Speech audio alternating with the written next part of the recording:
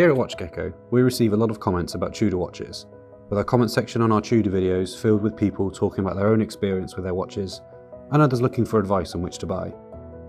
With that in mind, we wanted to create a short video that just simply highlights 3 of the most popular Black Bays: the 58, the GMT, and the 41mm.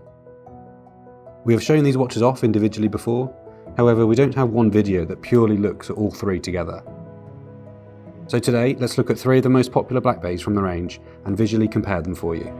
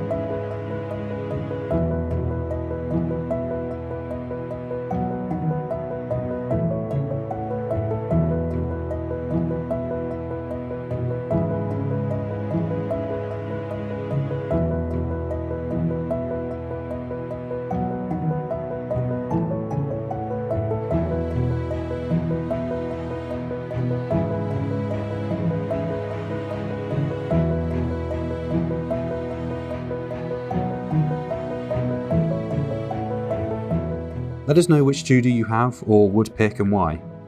And if you'd like to see more from us talking about Tudor, check out our first thoughts, in-depth reviews, and strap suggestions for each of these watches featured. We'll leave links to those in the description below.